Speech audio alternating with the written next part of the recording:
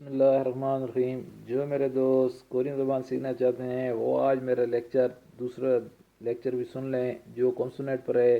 पिछले लेक्चर में हमने 5 कॉन्सोनेंट पढ़े हैं और आज 5 से आगे चलेंगे, 6 से शुरू करें।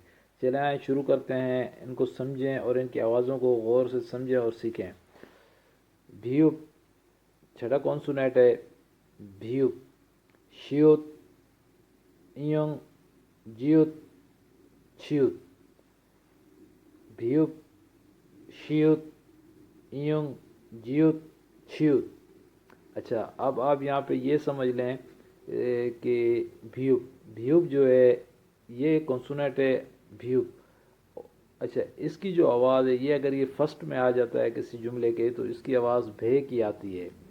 और अगर भीयुप ये इयंग की जगह आ जाता है सेकंड दरमियान में तो इसकी आवाज़ बदल के भे की आवाज़ ये देता है। अगर ये लास्ट में ये जैसे नीचे भीयुप आया हुआ है ये लास्ट में आ जाता है तो ये आवाज़ पे की देगा। इसके बाद शियुत शियुत जो है किसी जुमले के शुरू में आता है, जैसे ये आया हुआ है शियुत शियुत। किसी जुमले के शुरू में आता है तो ये शीन की आवाज़ देता है। शियुत किसी जुमले के दरमियान में आता है तो ये शीन की आवाज़ देता है। शियुत अगर किसी जुमले के लास्ट में आता है, जैसे ये नीचे आया हुआ लास्ट में, तो ये ते की आवाज़ देगा। इयंग इयंग जो है ये किसी जुमले के शुरू में आता है तो ये साइलेंट रहेगा, इसकी कोई आवाज़ नहीं, साइलेंट रहेगा।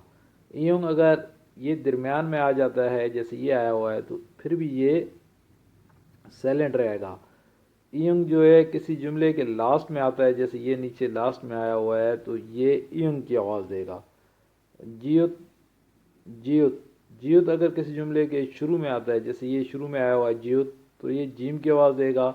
जियुत अगर किसी जुमले के दरमियान में आएगा तो ये जीम की आवाज़ देगा।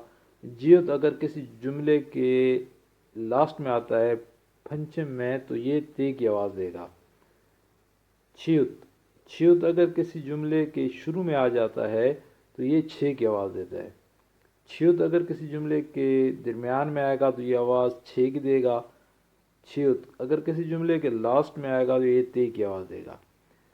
एक दफ़ा फिर इसे मैं दोहरा देता हूँ, आप इसकी आवाज़ें सुन लें। भीयुप शियुत इयंग जियुत छियुत। भीयुप शियुत इयंग जियुत छियुत।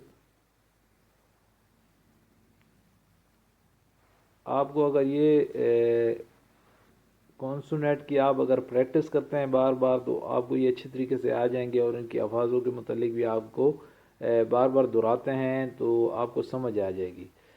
ठीक है, तो अगर आपको ये मेरी काविश अच्छी लगी है तो मेरे चैनल रिजवान मलिक को लाइक कर दें, सब्सक्राइब कर दें ताकि अगला लेक्चर भी आपको मिल सके। आज हमने कॉन्सोनेंट 10 तक मुकम्मल कर ली हैं। आज हमारा दूसरा लेक्चर था, इसके अंदर 5 सीखे हैं और 5 इससे पहले वाले लेक्चर में सीखे हैं। तो अगर आपको ये काविश पसंद आई है तो मेरे चैनल को लाइक सब्सक्राइब कर दें ताकि मज़ीद लेक्चर मेरे आपको मिलते रहें। अस्सलाम वालेकुम।